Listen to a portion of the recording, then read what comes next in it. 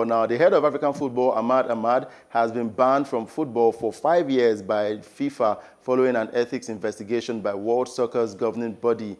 Ahmad Ahmad, the president of the Confederation of African Football, had been intending to stand in an election in March, but the sport's global governing body said its independent ethics committee has found him guilty of offering and accepting gifts and other benefits and of misappropriation of funds. And other accusations included that Ahmad Ahmad had harassed 4 female staff and overspent more than $400,000 of CAF on cars in Egypt and Madagascar.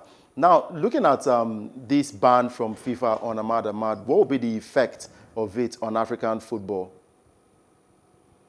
First and foremost, I think the fall of Ahmad is a disaster that waited to happen.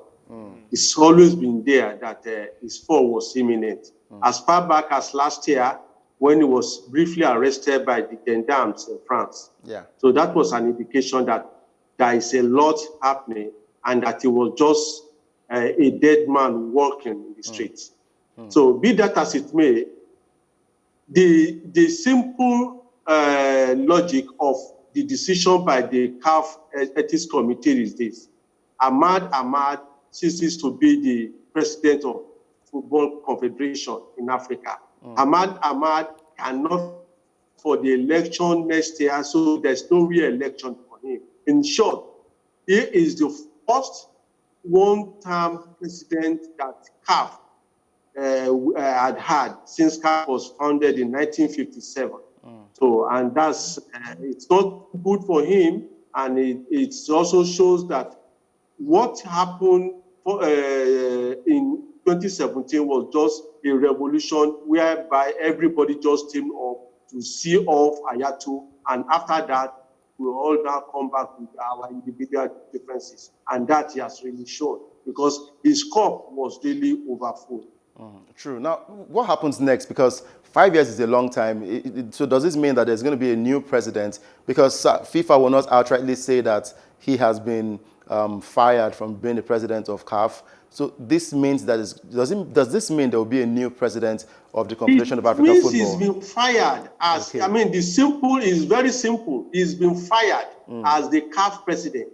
And since there's a succession plan, his first vice president, that is Constant Semani Omari of Congo, steps in. Yeah. And I am sure before that tenure finishes as the acting president, he too is going to have a dosage of his own, because both Omari and Ahmad were both jointly accused of wrongdoing at the television right with Lagarde.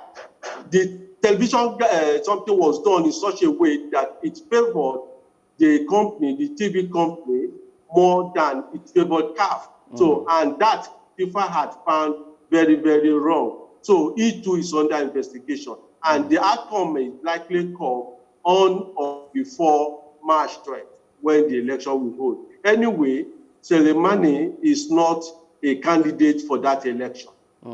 True. Now, looking forward to the elections, now we're hearing feelers that the NFF president, in the person of Amadou Pinnick, might be interested in the CAF presidential position. Do you think he has what it takes to be the CAF president? He is no longer a candidate for the CAF presidential election. He has pulled out as far back, I think, 2 weeks ago, and his preferred candidate is Patrice Motsepe of South Africa. He actually said he stepped down for Motsepe, and I think from my own finding within the CAF family, Motsepe is the preferred candidate for that election. So he's the preferred candidate for most of the football federation in Africa. And, you know, the CAF election is done by simple majority, and that is likely to favor the South African. All right, let's bring it down to continental competitions now within the African region. Football, take for example, the match between Nigeria and Sierra Leone. The Super Eagles players complained about the football pitch where they played on. Do you think the new presidency would have probably put a change on football pitches, how football is played in Africa, both club and in international duties? The likelihood of that is very slim because we know within ourselves that the facilities, the infrastructures, and every other thing is lacking in Africa. There's little the incoming president can do. What he can do, the only thing is probably to encourage individual countries to develop pitches, whereby at least if they want good pitch, that may be good for the national team. But as for clubs, you know that clubs will always like to play in cities or towns where they are domiciled. So that we have a little difficulty. But I don't believe that Nigeria's inability to get full point against Sierra Leone had to do with the pitch. The pitch in Ogbemudia Stadium is very good. If they cannot win in Ogbemudia Stadium, I don't know the magic they actually intended to perform and see themselves winning on a foreign ground and where the pitch is bad. And I'm sure that was not the first time they will be playing on such a pitch in Africa. In Europe, where most of them are domiciled, the pitches may be good, but no true African player will complain about a bad pitch in Africa because 90% of pitches in Africa are bad. Wow. Thank you very much, Kunle Solaja, for your thoughts on Ahmad Ahmad and, of course, the Super Eagles of Nigeria. Thank you very much. It's a pleasure being with you. All right.